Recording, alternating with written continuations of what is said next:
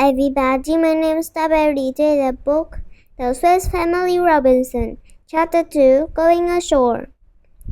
How could we move the heavy boat? I stood on a deck, looking at the wreckage around us. We need a lever and rollers, I cried. Fetch me a sturdy wooden plank for a lever. We can make rollers from what's left of a mast. Fritz quickly brought a plank, and I cut up a mast. Then I raised a boat for our boat with a plank while my sons placed a roller under it. We repeated the process, placing 2 more rollers under the boat. When we once again began to push, we were able to launch our boats into the water. Now, my little family, I announced it's time to make our escape.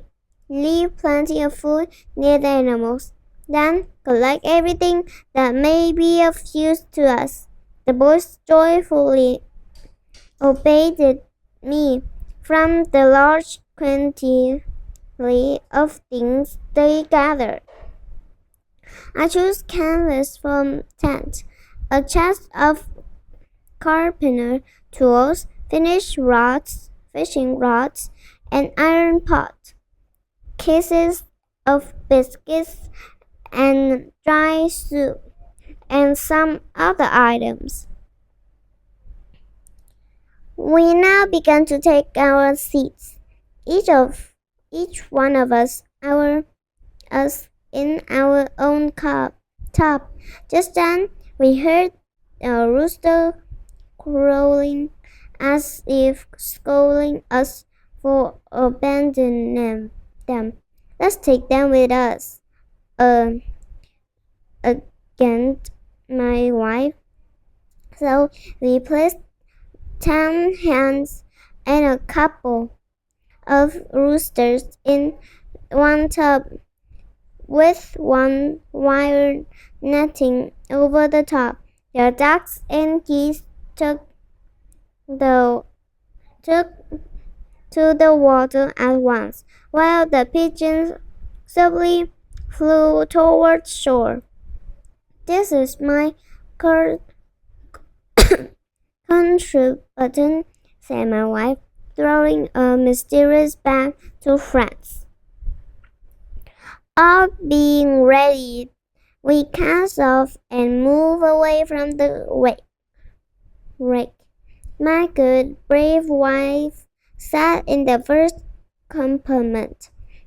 Then came Franz, our youngest son, followed by Fritz, our oldest son.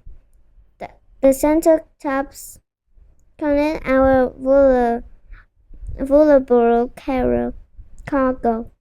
Then came our third son, Boat Jack, followed by Ernest, our illegitimate but rather lazy second son.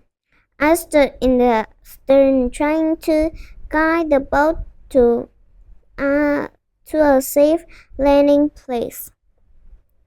We had left the 2 large dogs, Tuck and Juno, on the way.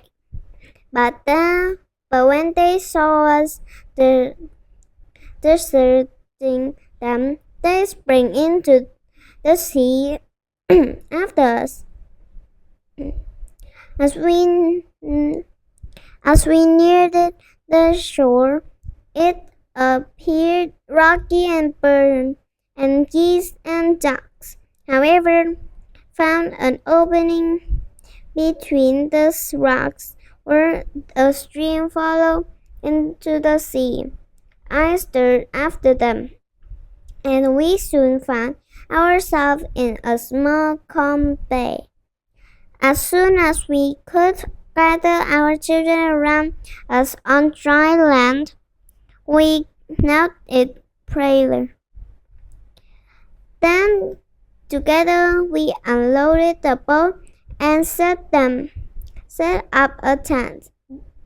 The younger boys quickly gathered moss and grass for beds. I made a fireplace with some large flat stones near the brook. Then my wife began making soup with the help of little friends. Mama, don't you want some beef? He asked as she added water to the dry soup. Where can I get it, dear? She reminded him. We are a long way from a butcher's shop. Oh, he said quietly.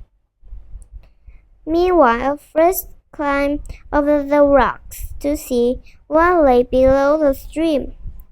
What kind of brisk exercise there isn't, so he wandered down the beach. Jack swam along among the rocks, searching for shellfish. I was eager to grab two casts that had been floating near our boat. While struggling to do that, I heard Jack cry out, "Help!" He screamed, fearing he was a great danger. I ran and found him standing in a deep pool. A huge lobster had caught his legs in its powerful claw. Poor Jack was very frightened. It won't let me go, he cried. I grabbed the lobster firmly by the back, and it released its grip. Jack carried the lobster trembling family to the tent. He urged his mother to add it in the soup, but she decided to save it for another meal. Congratulations, Jack, I said. You're the first to discover something useful. I found something good to eat too. Oysters, said Esther, but I didn't want to get my feet wet. And I found sea salt in the crevices of the rocks. Never let me hear you objects to getting your feet wet, I said. See how quickly the sun was dried back. Jack and me. My wife stirred the soup and with a stick. Our soup is ready, but how will we eat it without bowls or spoons? Oyster shells, Ernest exclaimed. The boys ran off to get some oysters. By the time they came back, Fritz had also returned with a report of the beautiful country that lay below the stream. We ate the oyster and scooped up our soup with the shells.